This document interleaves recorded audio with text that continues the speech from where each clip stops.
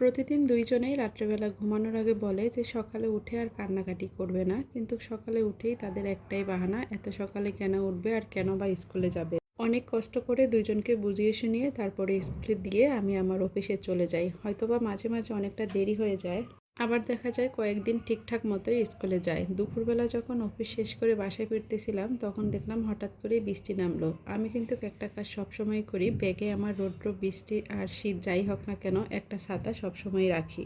বৃষ্টিতে আসতেছি আর ভাবলাম বাসায় এসে ওদের নিয়ে ছাদে বৃষ্টিতে ভিজবো, কিন্তু আমি আস্তে আস্তে বৃষ্টি চলে গেল।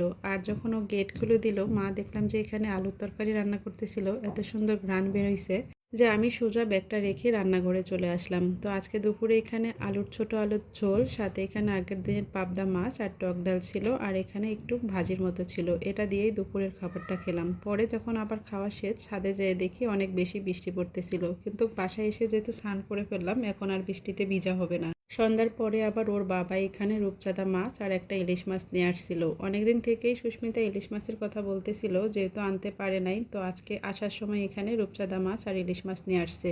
মার যদিও রাত্রের রান্না শেষ, তো আমি ভাবলাম যেহেতু বৃষ্টি হচ্ছে একটু ভুনা খিচুড়ি রান্না করি, সাথে ইলিশ আর এখানে রূপচাঁদা মাছের ভাজি করব। সুস্মিতা তো অনেক খুশি, সে তার পছন্দের মাছ আর সাথে খিচুড়ি খেতে পারবে।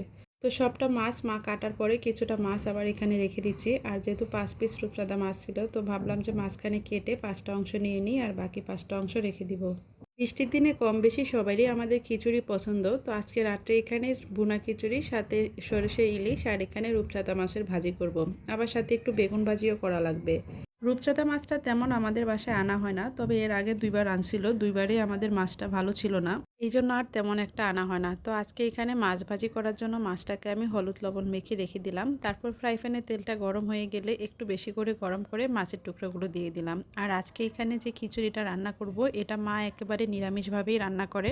এটা কিন্তু খেতে অনেক বেশি ভালো হয়। তেলে একটু পাঁচফোড়ন দিয়ে সাথে এখানে কয়েকটা আমি তেজপাতা দিয়ে দিলাম। যদিও এখানে একটু এলাচ দারচিনি দেওয়ার কথা ছিল, আমার মনে ছিল না। তারপর আগে থেকে ধুয়ে রাখা মুগ ডাল আর এখানে পোলাও চালটা ছিল, সেটাকে দিয়ে দিলাম। এখানে চাইলে কেউ মসুরির ডালটাও ব্যবহার করতে পারেন, তবে আমরা মুগ ডালটাকে ভেজে নিয়ে তারপরে শুধু চাল আর ডালটাকে দিয়ে দিই।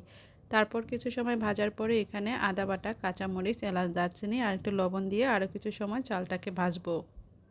আরেক পাশে মা এখানে যে সরিষা ইলিশ রান্না করবে, তার জন্য সরিষা, কাঁচামরিচ আর একটু লবণ দিয়ে এটাকে পাটায় বেটে নিচ্ছে। যদিও ব্লেন্ডারে করে নিলেও হতো, কিন্তু অল্প পরিমাণে সরিষা দেখে এখানে মা পাটাই বাটতেছিল। তো আমার এক পাশে এখানে মাছ ভাজিও প্রায় হয়ে গেছে। আমি এখন এখানে খিচুড়ির জন্য জলটাকে মেপে নিচ্ছি।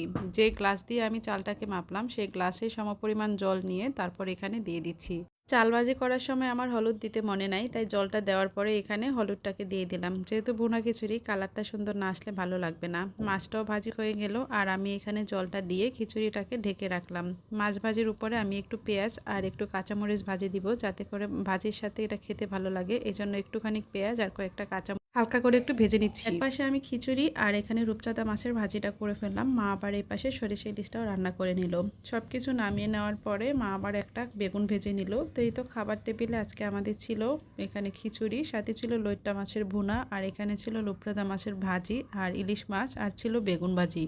বৃষ্টির দিনে সবারই পছন্দের খাবার হয়তোবা খিচুড়ি, আমাদেরও পছন্দের খাবার খিচুড়ি। তো আজকে রাত্রের খাবার এগুলাই ছিল। মা এখানে এখন সবাইকে গরম অবস্থায় খাবারটাকে পরিবেশন করে দিচ্ছে। আমিও মার সাথে সাথে একটু করে সাহায্য করে নিলাম। তো 4জনে মিলে একসাথে খেতে বসলাম। মাকেও বললাম যে একবারেই বসে পড়েন, পরে আর খেতে ইচ্ছে করবে না। অনেকদিন পরে একসাথে এরকম ভালো মন্দ খাওয়া হলো।